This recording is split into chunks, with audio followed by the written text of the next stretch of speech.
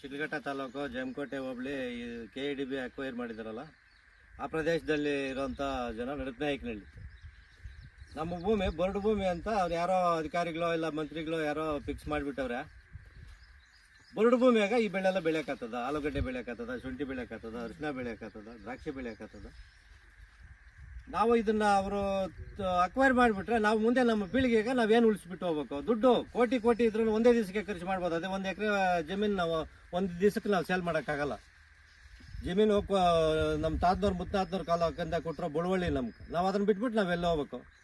ಅಧಿಕಾರಿಗಳು ಅವರು ಓದಿರ್ತಾರೆ, ಅವ್ರ ಮಕ್ಕಳು ಓದಿಸ್ತಾರೆ, ಅವ್ರ ಮೊಮ್ಮಕ್ಕಳು ಓದಿಸ್ತಾರೆ, ಅದು ಅವ್ರಿಗೆ ಅನ್ವಯಿಸಿರ್ತದೆ. ನಮಗೇನು ರೈತರಿಗೇನು ಅನ್ವಯಿಸಿರ್ತದೆ? ಭೂಮಿ ನಮ್ಮ ಮುತ್ತಾತನವ್ರು ಕೊಟ್ಟಿರ್ತಾರೆ, ನಮ್ಮ ತಾತನವ್ರು ನಮ್ಮ ಒಪ್ಪನವ್ರು ಕೊಟ್ಟಿರ್ತಾರೆ, ನಮ್ಮ ಅಪ್ಪನವ್ರು ನಮ್ಮ ಕೈ ಕೊಟ್ಟವ್ರೆ. ನಾವು ನಮ್ಮ ಮಕ್ಳಿಗೆ ಏನು ಕೊಡ್ಬೇಕು? ಚಿಪ್ ಕೊಡ್ಬೇಕಾ? ಭಿಕ್ಷೆ ಚಿಪ್ ಕೊಡ್ಬೇಕಾ? ಜಮೀನು ಕಳ್ಕೊಂಬಿಟ್ಟು ನಾವು ಯಾವುದೇ ಕಾರಣಕ್ಕೂ ನಮ್ಮ ಭೂಮಿ ನಾವು ಯಾವುದೇ ಕಾರಣಕ್ಕೂ ಅದು ಯಾರೇ ಬರ್ಬೋದು, ಯಾವ ಅಧಿಕಾರಿನೇ ಬರ್ಬೋದು, ಯಾವ ಮಂತ್ರಿನೇ ಬರ್ಬೋದು, ಯಾವ ಜನಪ್ರತಿನಿಧಿನೇ ಬರ್ಬೋದು, ನಾವಂತೂ ಜಮೀನು ಕೊಡೋಕೆ ರೆಡಿ ಇಲ್ಲ. ಜಮೀನು ತಗೊಳಕ್ಕಂತೂ ಬಂದರೆ ವಿಕೋಪಕ್ಕೆ ಹೋಗ್ತದೆ. ಏನಾಗ್ತದಂತೂ ನಮ್ಮ ರೈತರಿಗೆ ಗೊತ್ತಿಲ್ಲ. ಇನ್ನೂ ಏನಾಗ್ಬೋದು ಅಂತ ಊಹೆನೂ ಮಾಡಿಲ್ಲ. ಇನ್ನೂ ಅಷ್ಟು ಮುಂದಕ್ಕೆ ಹೋಗ್ತದೆ ವಿಕೋಪ. ಯಾವುದೇ ಕಾರಣಕ್ಕೂ ಅಧಿಕಾರಿಗಳೇ ಆಗಲಿ, ಇಲ್ಲ ಇದಕ್ಕೆ ಸಂಬಂಧಪಟ್ಟಂಥ ಅಧಿಕಾರಿಗಳೇ ಆಗಲಿ, ಇಲ್ಲ ಜನಪ್ರತಿನಿಧಿಗಳೇ ಆಗಲಿ, ಅದನ್ನು ವಾಪಸ್ ತಗೋಬೇಕು. ಫಸ್ಟ್ ಅದನ್ನು ವಾಪಸ್ ಮಾಡಬೇಕು. ಏನು ಡಿನೋಟಿಫಿಕೇಶನ್ ಏನು ಮಾಡಿದಾರೋ ಅದನ್ನು ವಾಪಸ್ ತಗೋಬೇಕು.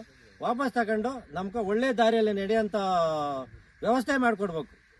ಅಧಿಕಾರಿ ವರ್ಗ ಯಾವುದೇ ಆಗಿರ್ಬೋದು, ಒಳ್ಳೆ ದಾರಿಯಲ್ಲಿ ರೈತರ ಪರವಾಗಿ ನಿಂತವ್ರು ಯಾರು ಎಲ್ಲಿ ಏನು ತೊಂದರೆ, ಯಾರಿಗೂ ಏನು ತೊಂದರೆ ಆಗಿಲ್ಲ. ರೈತರಿಗೆ ವಿರೋಧಿ ಆಗಿರೋರು ಲಾಸ್ಟು ಅವ್ರು ಏನಾಗ್ತಾರೋ ಅಂತ ನಮಗೆ ಗೊತ್ತಿಲ್ಲ. ರೈತರಿಗೆ ವಿರೋಧಿ ಆದವರು ಅಕ್ಷಯ ಪಾತ್ರೆಯನ್ನು ಕಿತ್ಕೊಂಡೋದು ಯಾವನು ಎಲ್ಲಿ ಉದ್ಧಾರ ಆಗಿಲ್ಲ. ಇದೇ ಒಂದು ಲಾಸ್ಟ್ ಮಾತು ಹೇಳ್ತಾ ಇದ್ದೀನಿ. ಈ ಬೆಳೆ ಮುಟ್ಟಿ ಹೇಳ್ತಾ ಇದ್ದೀನಿ. ಈ ಬೆಳೆನ ನಾವು ಕಳ್ಕೊಂಡ್ಮೇಲೆ, ಈ ಭೂಮಿನ ಕಳ್ಕೊಂಡ್ಮೇಲೆ ನಾವು ಇಲ್ಲಿ ಇರೋಂಗಿಲ್ಲ.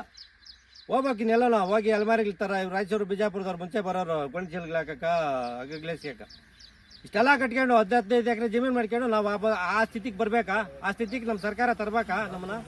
ರೈತರು ನಾವು ರಾಗಿ ಬೆಳಿತೀವಿ, ಶುಂಠಿ ಬೆಳಿತೀವಿ, ಆಲೂಗಡ್ಡೆ ಬೆಳಿತೀವಿ, ಎಲ್ಲ ವಿದೇಶಕ್ಕೆ ಹೋಗ್ತಾ ಇದೆ.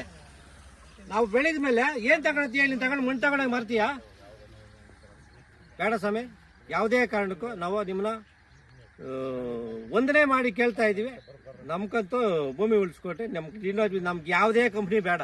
ನಮ್ಮ ಕಂಪ್ನಿ ಇದೇ ಸಾಕು. ಮೊನ್ನೆ ಕಂಪ್ನಿ ನಮ್ಗೆ ಏನು ಬೇಕೋ ಬೆಳಿತೀವಿ. ನಾವು ಏನು ಬೇಕೋ ಬೆಳಿತೀವಿ ಮಣ್ಣಲ್ಲಿ.